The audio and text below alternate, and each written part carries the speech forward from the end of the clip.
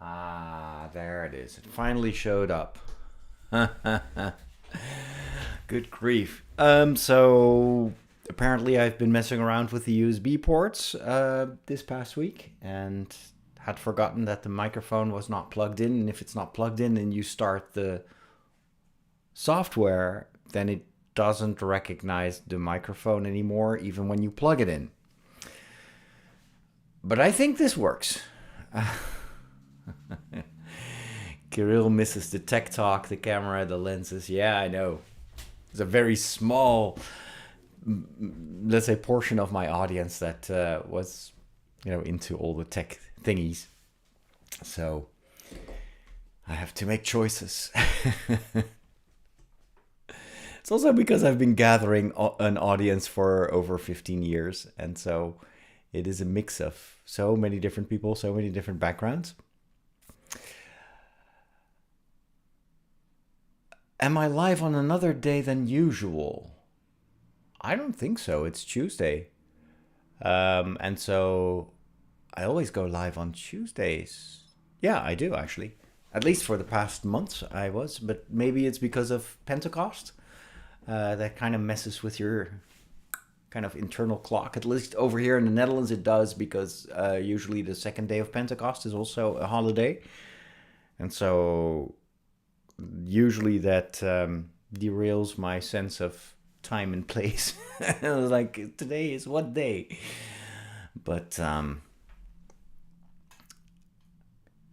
think I hope I will get used to it. One of the things that has changed compared to the past is that I now work with very strict calendar. How do you say that? Like strict, not really schedules, but every day has its own tasks and its own things that I do. And I've noticed that as long as I keep going back to those routines, I react better to kind of special days like Pentecost and that sort of stuff, or vacations. So normally the things that I dislike the most are weekdays that are different from regular weekdays. Uh, I probably am a little bit autistic, or a little bit much. So and the Catholic Church is great at that sort of stuff. Like Ascension in the middle of the week, like on a Thursday. Why? Or second day of Easter. Second day of Easter, second day of Christmas. That sort of stuff is just completely derails me. So even on those days, I usually just stick to my rhythm. So for instance, on the second day of Easter, I just snapped back into my usual routine. I just worked. And I didn't do what most people do, and that is to take the day off. Because it just helps me to stay productive and to, um, yeah, just stay calm.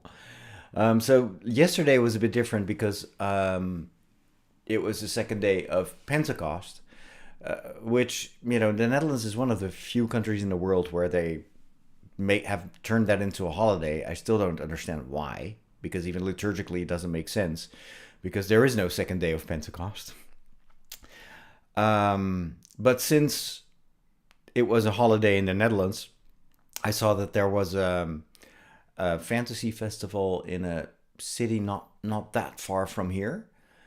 And since I already had to go for a training walk, because in, what is it, 5 weeks from now, I'm going to do this big walking event. I originally planned on just walking to that city, which would be about 30 kilometers. How many miles is that? 20 something?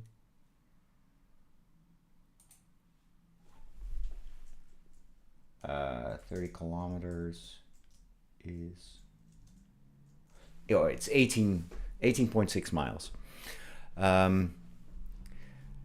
And so I figured, you know what, I'm just going to travel there and go hang out with the fantasy people there. There would be a few authors. I had no idea what to expect, actually.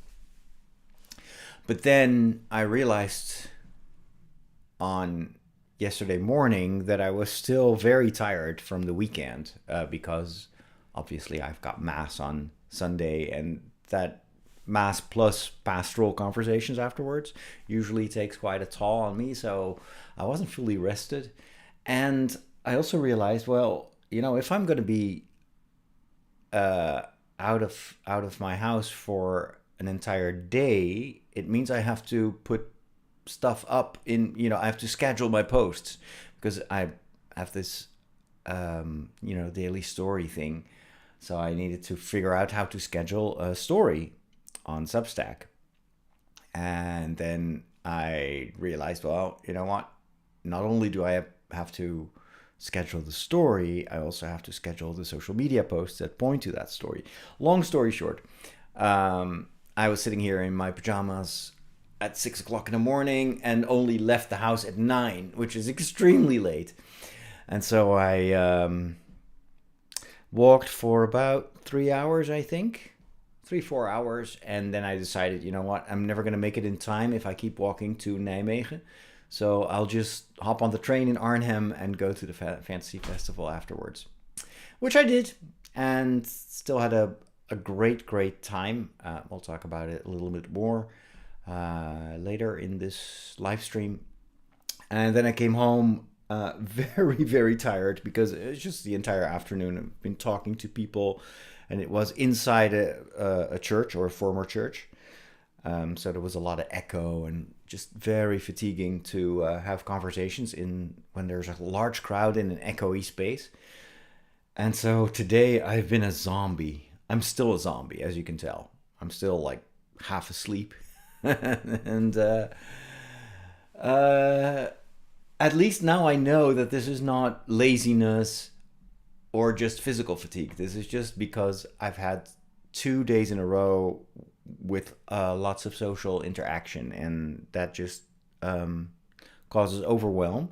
And then I just need to wind down. I need a few days where I don't have any appointments. So this is kind of like a live stream is borderline. Like I can manage, but it's also because I don't care if I am not entirely the high energy Father Roderick that you're used to. I used to care a lot about that, but I don't. I can't afford, because then this will wipe me out even more. But for the next couple of days, I'm not going to plan anything. I'm just going to sit here at my computer writing stories, and maybe in the evening watch some TV or play simple video games. And then, bit by bit, I'll start functioning again. But I'm so glad that I now finally know what causes this kind of fatigue and also what to do about it. So for those of you that are new, like I discovered last year that I have ADHD, just like most of my family, by the way, which would have been an indicator had it been diagnosed earlier. But anyway, that has turned everything upside down. I had to really rediscover how my brain works, how I work, what works for me and what doesn't work for me, and how to, still do what I need to do. But it's been an interesting adventure, and the more I learn, well, the more I experiment with it, the more I discover how to just kind of not be too overwhelmed, or how to kind of get back in the green. I posted a whole episode of the walk in which I explained this, where I used to be like always stressed, not when I was on camera, of course, but because then I'm like a version of myself. But there were lots of days, and it's just because I was always piling up the work, always super perfectionistic, people pleaser and everything, and that just wears you out. I would never take time for myself, never a day off. And now now that I know that is just the worst thing you can do for someone who has ADHD, I'm starting to rediscover kind of like the manual now, how I can stay sane. So I recorded an entire episode about that, how I can diffuse stress, or I rarely get stressed anymore like I used to for most of my life. And it's because I now know that if I start to be irritable, or I bump into stuff, or I get decision fatigue, where I'm like this morning, I'm standing in front of the fridge. I needed to have breakfast. And I just stared there. I was like, what am I going to eat?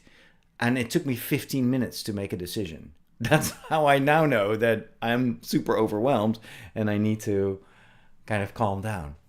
In the past, I would just berate myself. I would just, come on, why can't you function like normal people? And now I was like, well, I'm just a different kind of normal. Anyway, I won't bore you with all my ADHD stories. Let me go through your questions here real quick. I just want to say hi to everyone in the chat. We've got Mike, and Angeline is there too. Steve from San Diego. Kirill is there. Sam is here from Sweden. Let's see who else is there. Let's see. Kananga Rep has a question. On biblical scripture, how should we interpret Sodom and Gomorrah? My community says it's about homosexuality, but I know other fathers who... like your question breaks off here. But I guess... Well, I see what you mean. I see what you want to ask. It is... this is a passage that is often, unfortunately, misinterpreted. And even though I'm not a biblical scholar, I follow quite a few people who are. And kind of modern day interpretations have a much more nuanced perception of what that passage is about. It has been abused a lot by Christians and also Catholics, and that's still the case, to basically marginalize homosexual people with, how do you say that? LGBTQ plus people. Kind of like they're reading something in the text that is foreign to the kind of the way in which people understood sexuality in those days. And this is the problem when people are reading the Bible from the perspective of like, what in the Bible can we use to affirm our identity and our way of looking at the world? That is not a scientific approach to the Bible. That's not it's not a scholarly approach to the Bible. You always have to keep in mind that those stories have been written over the course of many, many centuries in very different cultural circumstances. And so you cannot just read like the literal text and then deduce and then say, hey, the Bible says this or that, and therefore. No, we negotiate with those texts and we study them and we look at the cultural context. But we also decide, what are we taking from those texts that we still apply today that are, fit kind of the narrative that we have, and what do we let go? There are lots of things in the Bible that we don't do anymore, and that we, everybody would say, well, that's the way people thought back then. We don't think like that anymore. But with these moral issues, I think we're still in this kind of transitional period where our whole understanding of the Bible is changing.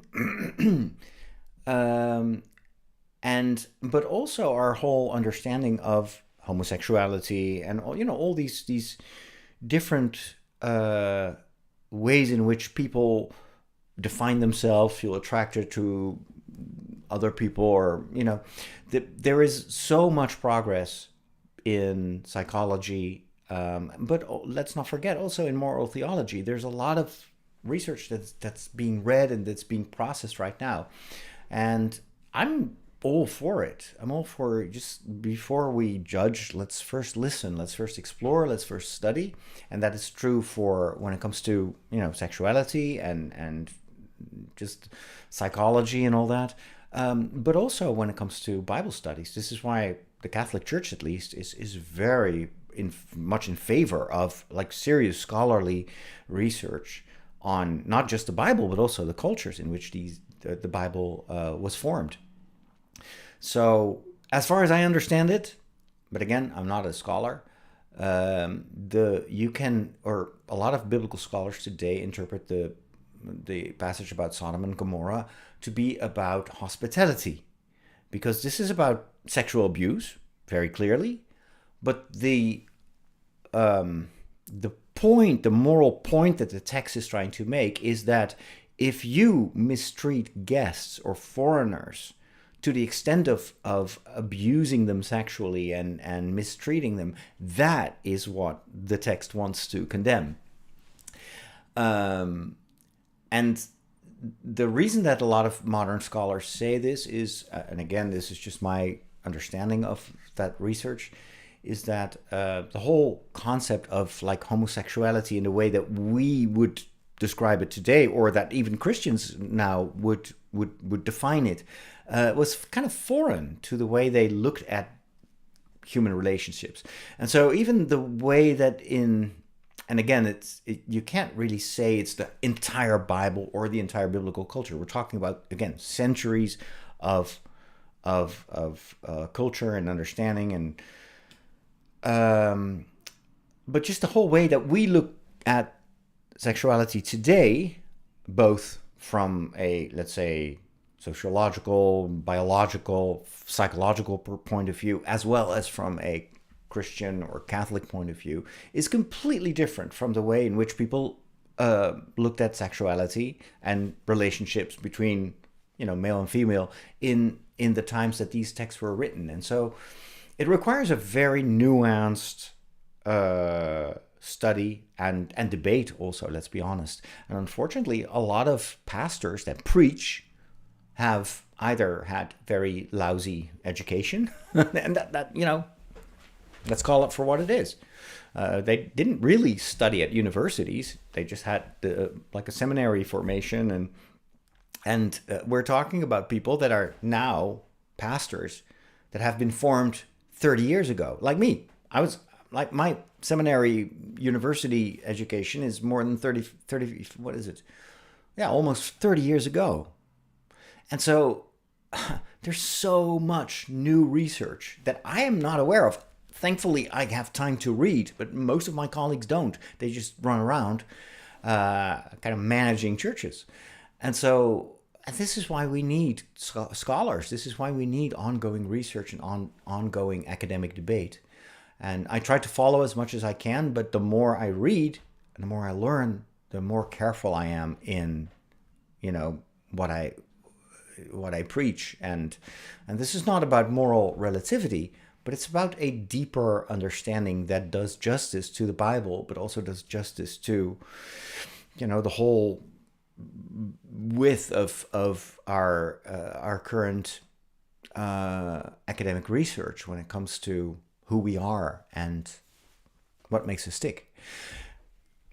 That's a very long answer, and I'm a little bit tired, so maybe it's a bit fuzzy, but that's what I would say to that question. Sam asks, if you miss church on a day of obligation because you read the calendar wrong, do you have to go to confession? No. I mean, it's a venial sin, or if you're breaking a church law, right? So you can always bring it up in confession next time, but it's not a mortal sin. It's just a mistake, right? 30 kilometers is 3 Swedish miles. Oh, really? Wow. Hey, Marianne, good to see you. If a person commits a sin but doesn't believe it's a mortal sin, is he guilty of committing it or not? If he disagrees with the church, if certain sins are not a mortal sin, what does the church say? This is a good question. I would say from a Catholic perspective, there are two things. Obviously, our most important moral guideline is our conscience. And so we cannot go against our conscience. However, the Catholic Church specifies that we should be open to have our conscience be educated by the Church. And so it's an informed conscience that should guide us. But of course, education takes time. Insight takes reflection and maybe even debate and discernment. And so in these cases, it's maybe from a moral point of view, you can make it very black and white, because the Catholic Church will say, well, sin itself is not a relative thing. It is not the intention alone that determines whether an act is sinful or not. If someone loves to murder and loves to kill people, the church is never going to say, well, yeah, well, that person doesn't think it's a problem, so just go ahead. You see, this is an extreme example, but it kind of shows you that from a kind of moral principle point of view, you cannot say, well, it's all relative. It all depends on how you think about those acts. But in practice, I'm always all for just take time to reflect on the situation, listen to your conscience, make room for that, bring it up to God as well. That's a very good way to inform your conscience. Ask for, to be enlightened. And you just asking the question here is also a way for you to kind of search clarity on that. And that's all good. That's all very positive. Those are all steps toward, insight and clarity and trying to do the right thing. But I always say, well, in case of doubt, just bring it up with in confession. And confession is not just like, okay, I did this and this and this and this, and then just like, get me out of here. No, this can also be there's lots of room to just have a conversation and bring that up and say, well, I don't know. I look at this from a different angle than maybe the Catholic Church does, or what I think the Catholic Church actually says, because that might also be not entirely clear. And just have a conversation about that. But what is most important is that when it comes to sin, it's always this desire to do the right thing, even if in practice, sometimes you may wonder, what falls into this category. But if the will is there to keep a good relationship with the people around you and with God, and it's very hard to break that relationship, and so I find it, at least it helps me a lot, to always look at questions of sin and circumstances from a relational perspective. I think that's actually more helpful than only looking at it. I mean, there has to be a moral discourse as well, obviously. But in the pastoral situations, even in confession, I always ask people, so what has that done to your relationship with God? Or if it's a thing between people, how do you feel about that other person? And that is much more important to talk about than just like, did you do this? Okay, here's the fine. And did you do that? That's I think 20 Hail Marys. That's a very legalistic way. I mean, there is room for that. There's certainly aspects of the sacrament of confession that pertain to that domain. You have to have clear rules, and the church needs to discern. But on the other hand, most people don't struggle that much with the infraction, but they suffer from the results of that. What did that do to my relationship with God? What did that do to my relationship with people around me? And how can I fix that? And can God help me to heal me so that maybe that also heals the relationship? Another long answer.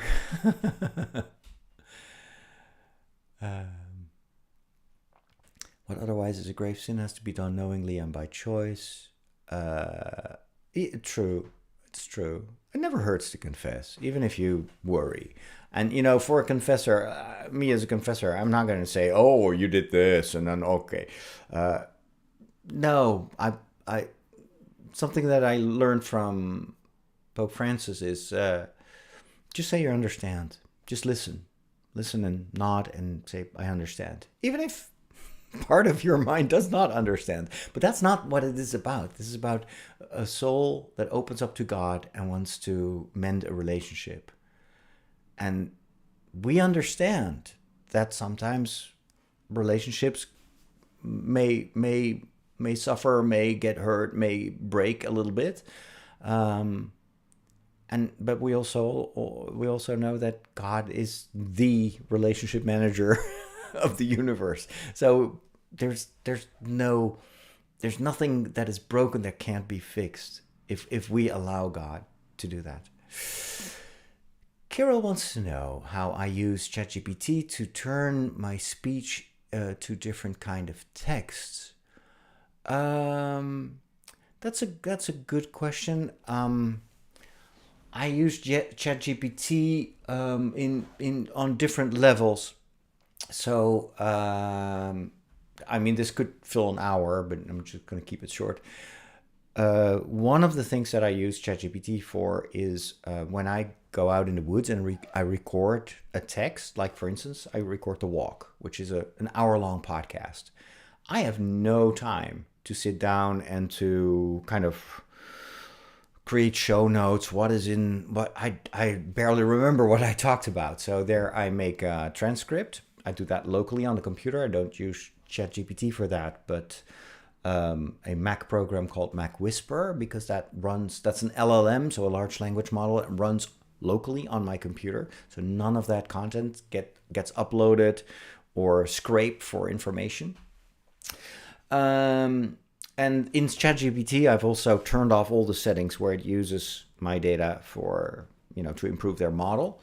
But what I would then do is just like, so I create a project for stuff like that. And I say, hey, these are the parameters of what I want you to do within this project. I'm going to feed you a very raw transcript. It's just me, stream of conscience about lots of things. I want you to kind of condense that into a 3-paragraph text where you highlight the most important things, just leave out all the details about dogs pursuing me in the woods and that sort of stuff, because that always happens.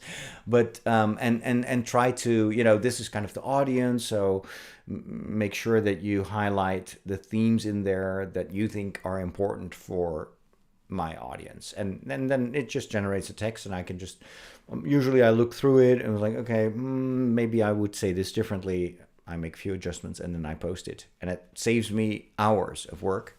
So that's one thing. It's just basically summarizing big chunks of dictated text.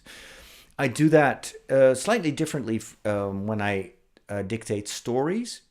So the way I come up with stories is I try to tell it as if I'm telling the story to a friend, but I'm making it up as I go. So there are oftentimes like I think of something and wait a minute, I want in the beginning this needs to happen as well, and now my story is here, so let's put some foreshadowing there. So it's a bit of a mess. I mean, the story in itself is very clear in my mind, but the way I dictate it is a bit messy. And so then I asked ChatGPT, okay, so now take this transcript, but also reorder it so that it becomes a consistent story.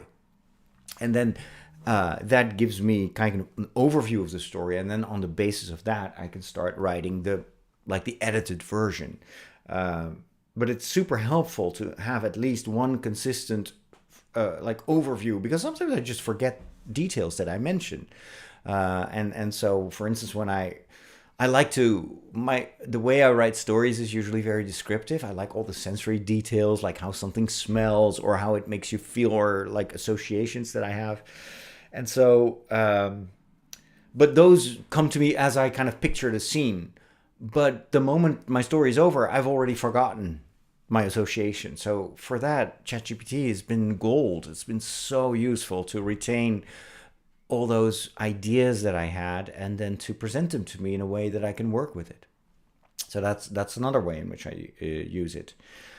I also created some projects where it's more of a coaching, let's say a coaching analysis or a coaching approach.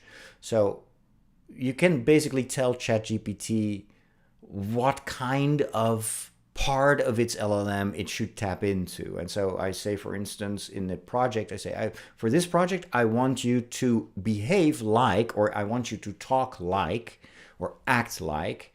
And then I can just say, for instance, if I need kind of a virtual sparring partner to think about marketing, like I'm juggling a lot of different channels. I'm juggling, all these YouTube channels and TikTok and now Substack and then Facebook, and it's just a lot. And of course, I'm already pretty chaotic myself. So in order to stay sane, I created a project where every week, in fact, I still have to do that today because Tuesday is usually the kind of how do you say that, the assessment day, where I share what I'm doing, also what I would like to do.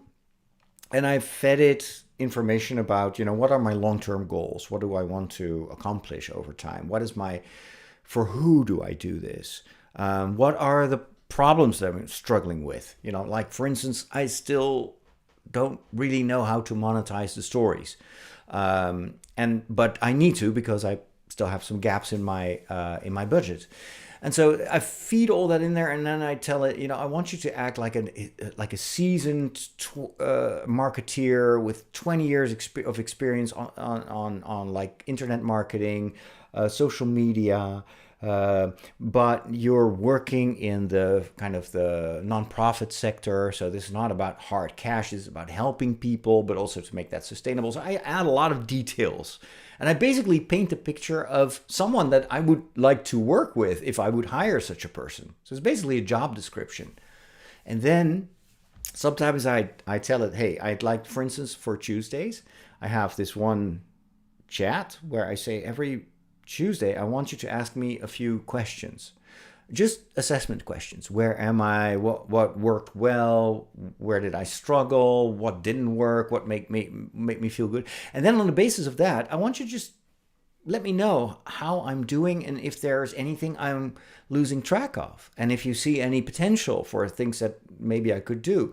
And then on the basis of, then I just answer a few questions, and then it gives me an assessment. And then we just go back and forth. And we're like, okay, so what do you think of this? Or what do you think of that? Or how could you optimize this? I've also stipulated, make sure that you answer in a way that works with people with ADHD, because that requires a very different approach than neurotypical people. So it means that ChatGPT, if it proposes something, it immediately says, since you have ADHD, this is how I would break it down. This is what I would do in any case, and this is optional if you have energy or not, and then so and this is what I would not do if I were you, and that is just extremely helpful. All this is based obviously on a lot of collected information about kind of all the roles that it emulates, but I've noticed there are huge differences between the various projects that I use. Like if I'm working with a project that is more focused on, I don't know, ideation, coming up with wild ideas, and then that's a very different project than like, okay, I got all this stuff, all these things on my to-do list and in my head, I'm worried about this. Now help me break it down and help me to wade through this swamp of confusing ideas. So that's super helpful. I don't use it yet for research. I know that is actually a very popular way of using ChatGPT, is to just let it do like deep dive research. And it's mostly because I like to do that kind of research myself. So I like to just mess around and just go and read Wikipedia pages and just like wander around on the internet. I don't need, like, the way in which I learn is very much like, it's very by association. Like when I was preparing the course on Irish saints, I just, one story leads to another, and then I find a video, and then I go from that video to the website of the Dominicans, and I find this study, and I like that process. For me, that's the fun of learning. It's not just to have data, but it's also to figure out stuff. And that is also true for kind of creative tasks. I had a whole conversation about this yesterday on the Fantasy Festival. If you've been to my Substack page, you see that I use like AI generated images, kind of like these oil painting like things. And I just use Bing for that. It's the feature of Copilot, so it's Microsoft. It's free. It's adequate. It's not ideal, but hey, it does the job. And I know that in order for for my stories to have more of an impact, you need to have an image. And of course, a lot of my stories are imaginary stories, so I can't just go and look for on Pixabay for copyright-free images, because where am I going to find an image of a dragon?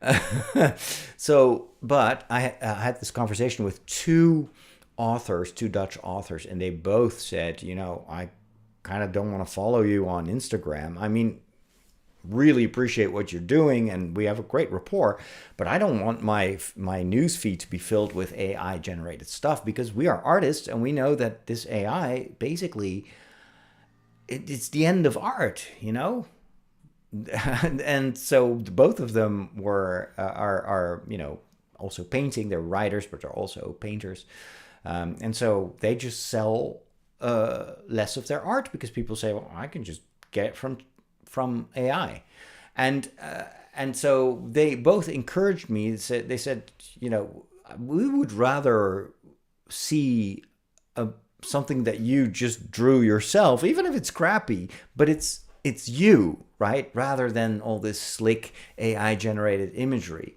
And I gave it a lot of thought, and I'm still kind of thinking about it, because I think they're right. I think there is part of this creative process that, yeah, obviously you can ask an AI to do that for you, but then there are two things that you're missing out on. One is just learning yourself is progress. AI can make you very lazy, and if you have to do something yourself, if it's hard, that's how you learn and you get better over time. It's like cooking. You can go to a restaurant and have a wonderful meal, and you can do that for the rest of your life and have fantastic meals, but you will not be able to cook yourself. Now, I love cooking, but I wasn't very good at it. A couple of years ago, I couldn't, well, I could take care of myself, but what I do now is, like, every time I see a cooking video on TikTok, I'm going to try that out in the kitchen. And sometimes it works and sometimes it's a disaster. But I'm getting better every month. And it's so much fun. And when I had this conversation, it was a bit painful, because I felt also a bit guilty that I was using AI, because they obviously see the darker side of that. For them, art is their income, and if everybody just uses AI, then it's the end of art. So I felt a bit bad about that. On the other hand, I also told myself, my focus right now is learning how to tell stories. I'm at the very beginning of my writing career, so I cannot do everything at once. And the same is true for my own life. With ADHD, I can only focus on a few things and try to do them really well, and the rest will just have to wait. If I am standing in front of the fridge and I have decision paralysis, you know what? I'll just grab something and put it in a microwave and eat that. I'm not going to cook because I'm already having a hard time. And so for me right now, for me, it's more important to maintain that daily writing, how do you say that, procedure, or habit. And then, yeah, I'll just have a temporary picture up there that is AI. If I ever have the time and the resources to publish my book, then yeah, part of my budget will be for artists to make a nice cover and maybe even some illustrations on the inside. And I'm actually already gathering like addresses and contact info of artists whose work I like. I would never want to publish a book where everything is all the art is done by AI. But for now, my priority is having this daily routine. And let's be honest, I think and I'm very much willing to learn how to draw. When I was in high school, I loved doing that. I made a lot of comics when I was young. And I think I already have some talents that could really work. I have a very good eye for composition because I worked in television, photography. I have a very good idea of color and composition and all that. And so that can already help a lot. But, having to learn how to use an app on my iPad and working with oil paint and whatnot, I have no experience with that. Not even with the real material, so let alone doing it digitally. I think I can learn it, but it will take a long time. And I really want to give myself the opportunity to take my time to learn that before I start boasting that stuff. And so, anyway, that's kind of the internal debate that I've had since yesterday. Anything else I can say about AI? Well, as a non-native English speaker, it's also really helpful. And I don't use ChatGPT for that. I use Copilot because it has a little window on my screen where I can always quickly ask it something. When I formulate something, I will always, if it's something important, right?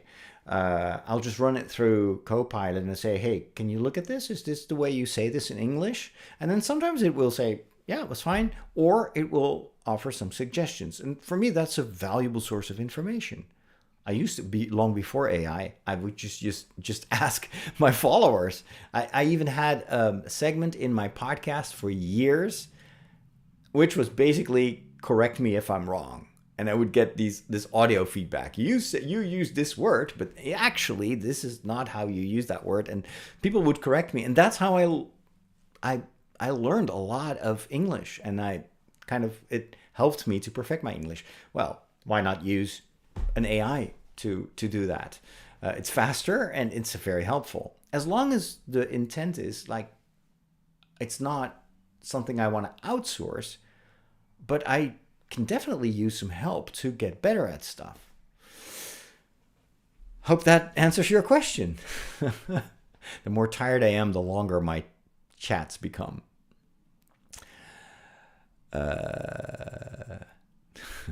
I'm grateful, Aaron, that you like me even if I have low energy.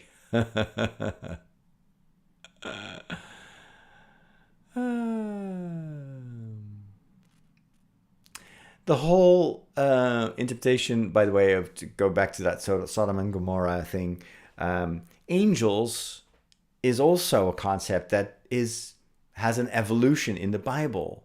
So there's not just one definition of an angel, a biblical angel. No, angels have very different roles, and they are also in a story or in a biblical text, they have various functions. It's often because people couldn't really bring God into the story because God was the one God, he's too big for our stories. And so let's put something in between. That's often how angels become messengers. They translate what God wants and bring that message to the people in the story. So again, this is why biblical theology and biblical studies are so fascinating, because there's a whole world that most people that read the Bible have no idea exists, but it informs you so much about the original intent of the biblical stories, but also prevents us from jumping to conclusions too quickly just because it's written in the Bible. Not to mention all the translation problems, but we rarely ever read the original texts. So even translations can give us the wrong ideas. Why does Lot offer his own daughter to be abused by the villagers? Yeah, good question. Good question, because it's a story from a very different culture and a very different time. I mean, look at Noah. No, most people only know Noah from the children's books. But if you look at what Noah did, it's like, dude, that guy would be in prison right now. It's a horrible. I mean, it's just insane. And he's not the only one. There's a lot. Like yesterday at the entrance to the festival, there were a number of Protestants, and they were literally protesting. They were doing what their titles, they're Protestants, protesting, and they were literally yelling at all of us who were going into the church for the festival, and like, you're going to hell, and this is all the devil, and I was like, oh my goodness, how incredibly short-sighted can you be, and how and their whole vision is like the Bible is the literal truth and everything else is wrong. And I'm thinking, have you even read the Bible? If you're pointing to so-called witches and monsters and you think that is scary, have you even read the Bible? Look at all the horrible stuff that happens in the Bible. The only way you can read the Bible is if you look at it and just kind of push away everything that doesn't fit your narrative. And I think that's a very dishonest way of reading the Bible. Because then basically what you do is the Bible is no longer talking to you, but you use the Bible to fit your narrative, conveniently leaving out everything you don't like. That's how you get Christian nationalism. That's how you get the situation now in the United States. It is like large groups of evangelicals that use the Bible as a weapon, as a reason for them to discriminate, to exclude people, and they're contradicting the same Bible. It's like, but this is why scholarly research is so important. This is why science is so important. This is why it's so important for the churches, Catholic Church, but also all other Christian churches, to have an open mind and to first study and listen and debate before you judge. Maybe that's why Jesus said, don't judge, because the measure you use for other people is going to be the measure that is going to be used for you. I think that was prophetic. What do I think of Pope Leo? He's a very calm pope. Sometimes I'm thinking he's a little bit boring because he's always reading his texts. I mean, he means well, but he's not the charismatic personality that we had in John Paul II or Pope Francis, and maybe that's a good thing. After John Paul II, we had Pope Benedict, who was also not very charismatic, very calm, very academic. But maybe that was, at the time, a good thing. And now after all the upheaval and all the, stormy stuff around Pope Francis, maybe now Pope Leo is just the right person to just calm everything down and make sure that everything is, that everybody comes together. But my overall impression is he's a very kind man, very gentle. Reminds me a little bit of Paul VI. I still have a bit of trouble kind of relating to his style, but it's probably because my brain is a bit more like, Pope Francis.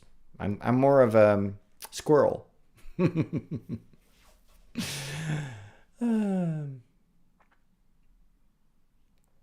All right. Let me see some other questions. Is it normal to both love and fear confession? I dread it after every time, and afterwards I feel so much better. Yes, that's totally normal. Ask the Pope. Ask any priest. We all have that. And it's like the fear is not because you fear the priest or God. It's actually what you fear the most is your own vulnerability. You make yourself extremely vulnerable. You open your heart. And, there's always part of us that is like, it's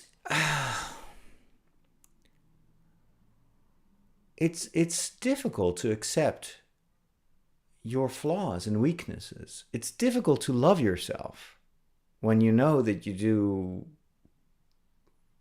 stuff that is wrong, or that you don't, how do you say that you're not the person that you'd like to be. And so it's already hard to admit that to yourself, let alone kind of open yourself up to someone else.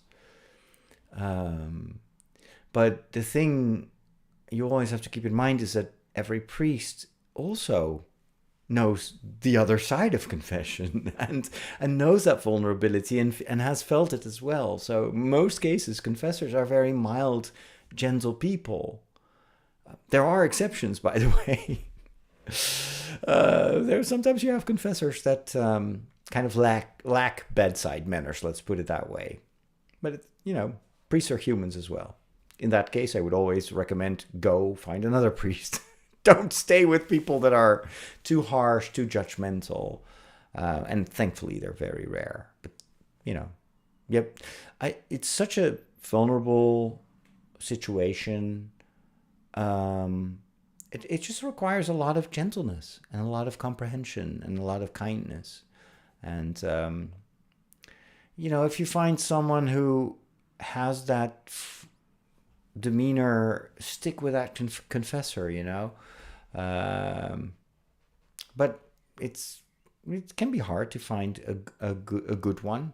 And sometimes you're just limited in terms of, who is available and who is in your vicinity. Freddie says, I'm going to write a book with you as Lou's inspiration for a villain. Is that okay with you? Of course, that's okay. After all, I am your father. You use any inspiration. I'm not insulted. Terrell wants to know, what kind of advice would you want to give for future seminarians? Wow, that's a good question. I often think I wish I could go back in time and talk to my former self when I entered seminary. Because, of course, I don't know seminarians. The only seminarian that I can talk to is myself. And I would say a couple of things. First of all, I would say be a happy person. Try to always focus on the positive. Take every struggle, every obstacle, every moment of tension. Take that as tell yourself that you're there to grow and to learn. You don't have to be perfect. You don't have to be a saint. In fact, seminarians that pretend to be saints and are too devout, I always have I'm always thinking, that's a cover-up. That is not normal. Seminarians are beginners. And so it's totally normal to be bad at stuff and to have to learn stuff and to fall asleep during prayer and to not show up early in the morning because you've been working for an exam the evening before. Unfortunately, I've had too many presidents that couldn't deal with that. And they just felt like, well, why can't they all be like me? Specifically one president that I had, which had a tendency to do that. Not realizing that he himself was kind of a certain type of character that I would, even if they would pay for me, I wouldn't want to be like him. But that was the way he looked at me. And I wish they had a more understanding for the fact that, I would have never entered seminary if I wasn't of goodwill, and oftentimes I felt judged just because I didn't fit the mold. I would say if you be yourself, have patience with yourself, and never mingle with the people that are negative. That's something I've never done in my entire seminary formation. There were always students who were constantly criticizing the Pope and and what in their eyes were weak priests and just always judgmental. Sometimes you were sitting at their table and I was like, oh, can't wait for this to be over, because it poisons the soul. And as a priest, as a future priest, you're supposed to be someone who brings joy and hope. How can you do that when your heart is always complaining? So anyway, you become the people that you surround yourself with, and that's true for seminary as well. So go look for the seminarians and the priests that surround you, that you feel, and your conscience is going to guide you, where you feel these are people that make me grow. These are people that I want to emulate. I want to be like them. And if you encounter people, and there will be tons of them, that maybe on the surface may seem very devout and very knowledgeable and intellectual, but you think they're, I don't like these people. I don't like to hang out with them. Stay away from them. You don't have to be friends with all of them. So that would be one thing. Another piece of advice would be read books, not just your study books. Read novels, read fantasy, read psychology. Whatever you feel makes you happy, informs you, gives you ideas, read it. I regret having read only the books that were compulsory. I wish I had continued to read just fiction and fantasy, because reading is, it's like, I can't imagine a life without reading anymore. And I deeply regret not having read for like the first 20 years of my priesthood. So read books. Have hobbies. That would be another advice. Don't let anyone tell you that seminary is all about praying and studying. The people that think that are usually not the people you want to become. So have hobbies. Be it movies, TV, Star Wars, whatever. Have hobbies. Do something creative from time to time. But don't fall for the trap that seminary is only about prayer and study. No, it's about your full development in all the aspects of your life. And if the problem is oftentimes that these seminaries and formation cycles, they're overloaded. And it's all well-intentioned, but there's way too much you have to study. There's not enough time to just be you.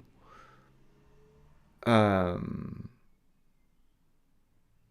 that's kind of a problem that I can't solve. It's something systemic that I think is wrong about the way in which we form future priests. But I would say a general word of advice would be always protect your boundaries. Your boundaries are sacred, and if you don't learn to protect them during seminary, then you won't be able to defend yourself later on in a parish where it's going to be a lot harder. So protect your boundaries, even if that means that you sometimes have to break the rules. Even if that means that sometimes you just say no when someone else says, well, this is the rule. Yeah, so what? I'm not going to do it. Protecting your boundaries is like protecting your conscience. It's more important than what other people think you should do. You are the judge of that. So, yeah, I wish I had learned that when I was a seminarian. It would have saved me years of suffering. And on that optimistic note, I'm moving on to the next question. I need to start wrapping up because I need to stare at my fridge, wondering what I'm going to eat, and then just put a frozen pizza in the oven. Dominic is there too. Good to see you. What is new with me? Oh, I don't know. A bit of everything. Kingdom Sora is there. I'm okay. I'm just a little bit tired. Study Bibles are excellent as well. Let's see. God wants us to love and respect everyone. That's true. Even our enemies, which is kind of hard. But it means loving them from a point of view of Not judging them, not giving up on them, but at the same time, it doesn't mean that you always have to be close to your enemies. Sometimes you have to keep your distance, protect your boundaries. We don't take the Bible as a historical book, but there are clear evidence of it happening. Of course, the Bible is a collection of stories based on definitely a lot of historical events, but they're still stories, and it's not a journalistic account. I keep stressing that. It is all about realizing that the Bible is a book of faith. It's people looking with faith to what happened. And sometimes even to events that happened centuries before that, and that they only know through word of mouth. Obviously, oftentimes not really knowing what happened, but then just creating a good story so it still carries truth. The truth in the Bible is different from just factual truth. My best advice for someone who is falling in love. Wow. I would first say enjoy the feeling, because it doesn't always happen. It's something wonderful. Talk about it with good friends. That would be my advice. If you have people that you trust, just, the times that you're in love in your life are incredible times of where you learn about yourself, you learn about others, you learn about life. Even if ultimately that love is not answered or you have a different calling in your life, these are still very precious moments, I would say. And so, yeah, if there are people in your life that you trust, and it can also be that loved one, it can be that other person, talk about it. And of course, always ask yourself also, love is one thing. It's a feeling. It's an emotion. It's also just psychology, biology. All those are factors in it. So never lose your mind. So always also take a step back. That's why sometimes it's very helpful to talk about it with someone else, so you can look at the situation. And because ultimately love is, if it's falling in love, it's the beginning of something. But it's not what love is going to look like years from now. And so allow yourself to grow in that love so that it deepens and becomes more real and becomes more than just a feeling or a physical attraction. But love is the beginning of an amazing adventure. Don't miss out on it. Don't close your heart, but at the same time, don't shut down your brain. I need to start wrapping up. Kirill wants to go back to seminary. You have already everything you need and more.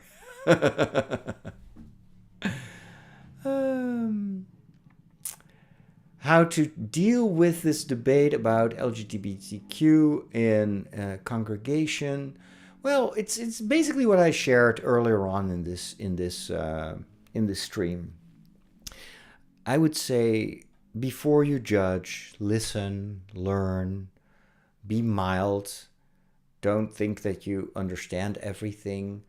And for me, a very important pastoral attitude is always to be concerned not about the doctrine or, but take good care of the people that are struggling. Take good care, be supportive, be there as a friend of those that oftentimes suffer a lot from their situation and being judged by others and being excluded and feeling excluded. In my creative environment, like authors, artists, fellow geeks, there are a lot of neurodivergent people. And I've noticed that neurodivergence very often comes with being somewhere also on the spectrum of the LGBTQ community. And what I know they appreciate so much is that I have never broken a relationship after learning that people are gay or, are in a relationship or are going to transition, trans people. I they're not asking me for, what is your opinion as a man of cloth? No, I try to be there just as someone who appreciates them as they are. And if they're not asking my advice, I'm not going to give it to them. Like what Pope Francis says, who am I? But there's a deeper reason even, and that is that I believe that the church still has a lot to learn in this domain, especially when it comes to the more recent research in psychology, neuropsychology, and neurodiversity. There's so much that I'm still learning. And I'm thinking, ethics, moral doctrine is one thing, but the church has obviously the obligation to study ethics and to form an opinion and guide people. And in order to guide people, you sometimes also have to enlighten people and give them your view. But at the same time, I think we as a church also have a very strong, important obligation to keep studying all these issues, because I feel that we have a lot to learn. Most moral theologians have not studied psychology or are up to date with their sociological, psychological, biological studies. And I think that's a big problem, because basically, like, there are bishops who write entire books about human sexuality. And I'm thinking, you're writing about, first of all, something that you're not supposed to know much about. And you're writing it purely from a theological point of view. But you've never even opened a book about psychology. And that, to me, makes it that a very shaky proposition.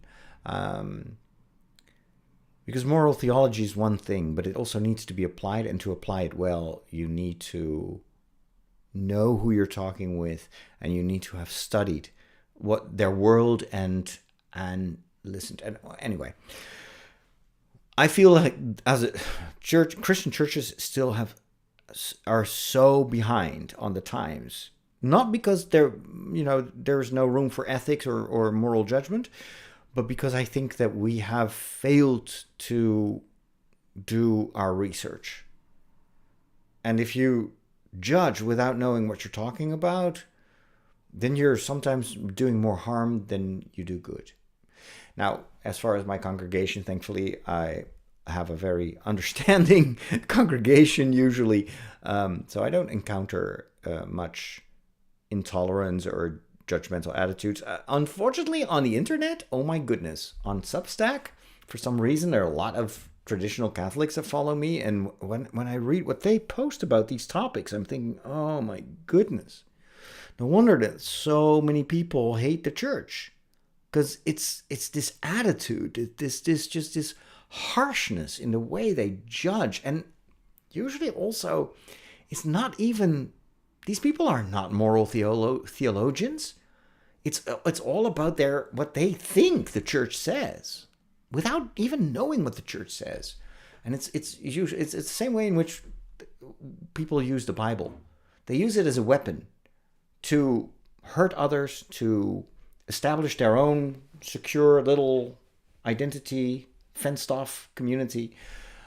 But that's not what we're supposed to do as Christians. I'm on my soapbox again. Lego is a great hobby. Yes. I need to go to the pizza. I think so too.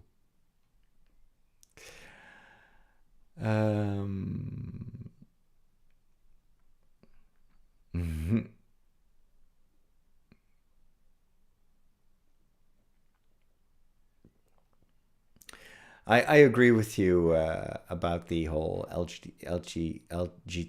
The letters are in different order in Dutch, so my brain is like, does not compute. But yeah, I think we still have to learn a lot. And one final thing in this whole debate is, most of the time Catholics just underestimate how much the abuse crisis has completely disqualified the church to talk about these matters.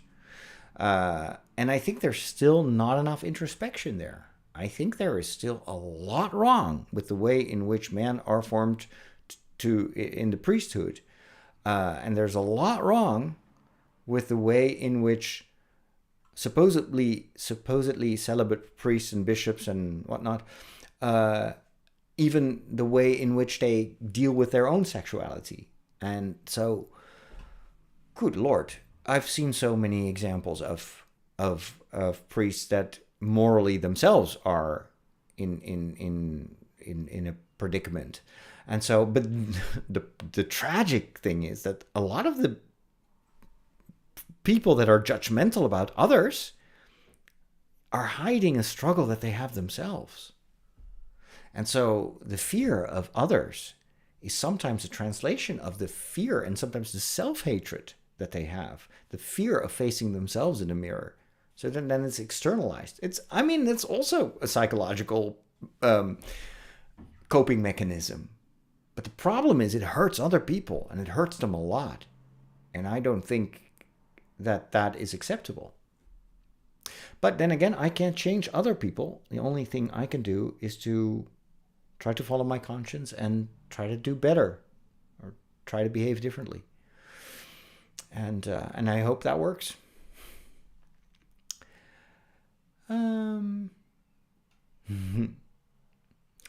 I'll answer the question about Taoism some other time, because that would open another rabbit hole of conversations. But I appreciate you asking the question.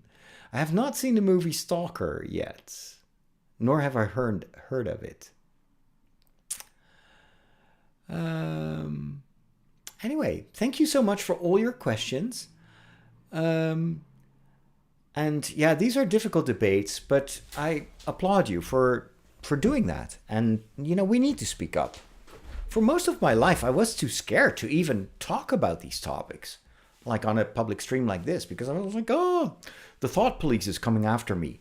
And now I'm finally at a level of maturity where I'm thinking, you know what? If everybody refuses to talk about these issues, then nothing changes. And there's nothing wrong about asking questions. That's just normal. That's the way the church has always learned. So if we don't want to talk about stuff just because we're afraid that we're saying the wrong thing, and yeah, people will come after you anyway. People are coming after me and have been doing ever since my first tweet, But you just have to shrug and think, you know what? That's not my problem. Because I'm my job is to be a shepherd, especially of the people that are weak and excluded and threatened and hurt. I'm not called to be a shepherd of the people that think they have the moral high ground. And I've seen too much, also as a confessor, to know that people that say they have the high ground usually don't. If you have the high ground, you shouldn't feel the necessity to proclaim that. And so, yeah. It didn't make me cynical, but it does help to kind of shrug off the hardliners. I'm just so sad to see that there's so many of them among Catholics as well. And, well, the consequences for society and culture are dire. We see this every day on the news in the United States. So, yeah. Warrior Nun. I have checked out Warrior Nun. It's fun. It's a lot of fun. My pizza could be ready already. Thank you for the reminder. I appreciate it. Have a wonderful rest of your evening. Talk to you soon.